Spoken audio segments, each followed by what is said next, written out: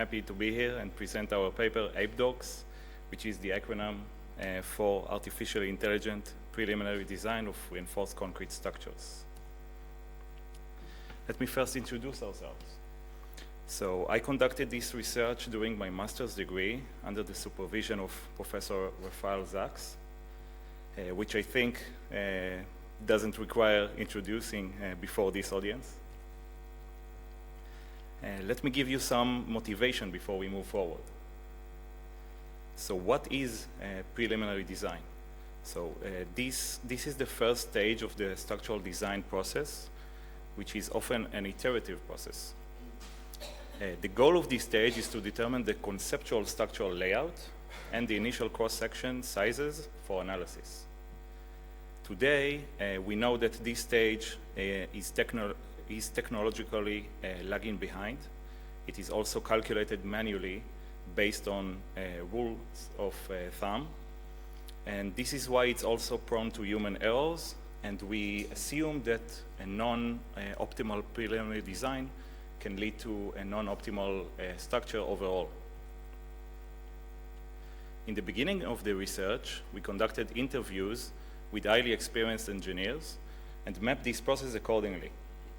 The final result is this figure in front of you. And you can see that the process is started with the architect, which creates the architectural model or plan. He sends it to the structural engineer. It can go back and forth in the beginning, but in the end, we get to this, what we call the structural preliminary design core, which is where the structural engineer creates the design alternatives. And as you can see, it is an iterative process. Also, I should point out that that consultants and contractors are also in this can get in this stage, but we ignored it for the simplicity. Now that we understand the problem, why should we use AI to solve it? In this early stage of the design, we have many feasible solutions, such as optimizing for minimal amount of material, for example, or for execution simplicity on site. We also have many constraints that are hard to handle it with in an algorithm. This process is based on human experience, which can be simulated by deep learning. The model or 2D plan data is structured as a graph, so naturally we chose graph neural networks for the solver. And overall, this complex problem is apparently too complicated for classical programming, which is why we don't see many applications for it in the industry. Also in academic knowledge, we haven't found examples of preliminary design of structures based on experience of engineers. And we haven't found any tool for evaluating structural plans using any AI algorithm or machine learning whatsoever.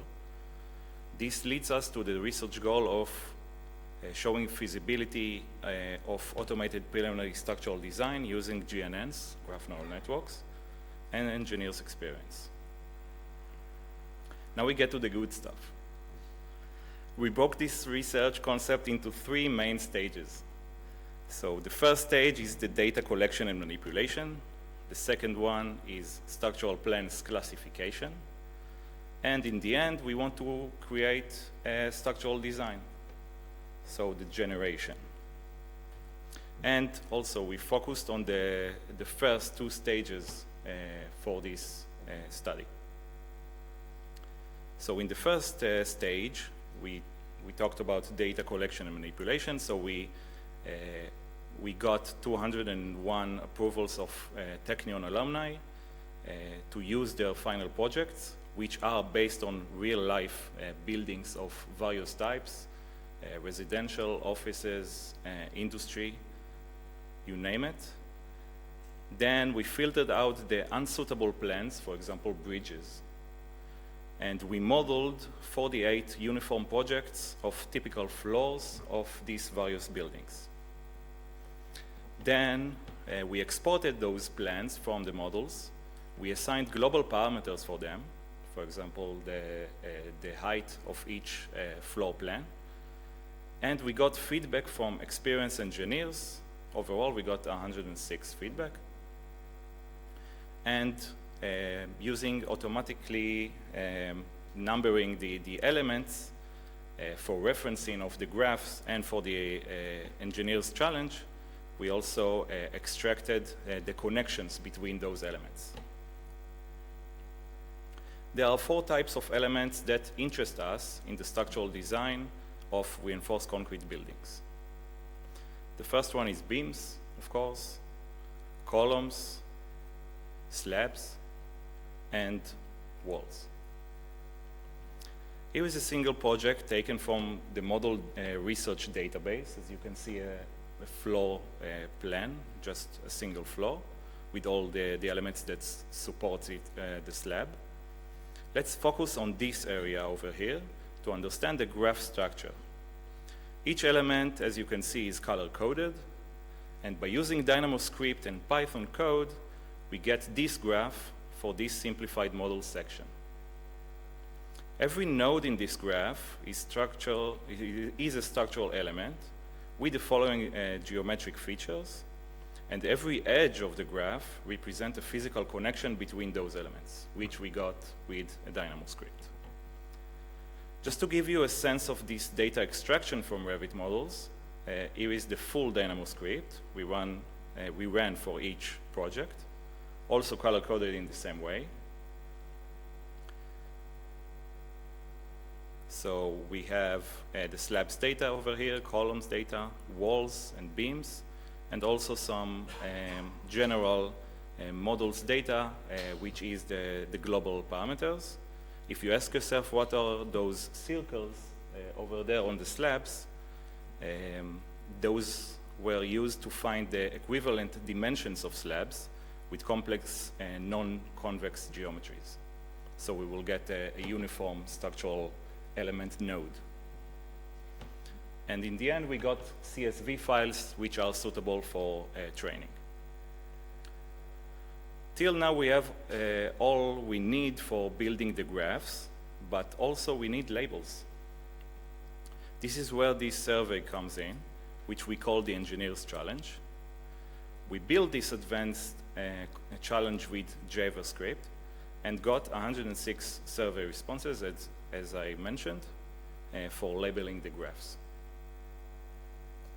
If we combine the geometric data we got from Dynamo and the feedback data we got from the Engineer's Challenge, we can train the deep learning model to classify structural plans, which leads us to the second stage.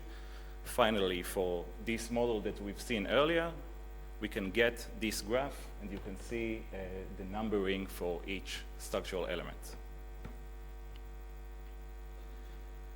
And by experimenting with GNNs, we built 2 classifiers that can store structural plans based on human experience. So the first experiment was done purely based on geometric features, the elements 3 dimensions and the volume, and you can see 4 inputs, 4 features in the input layer. And in the second experiment, it was done with based on the additional data we got from engineers' comments.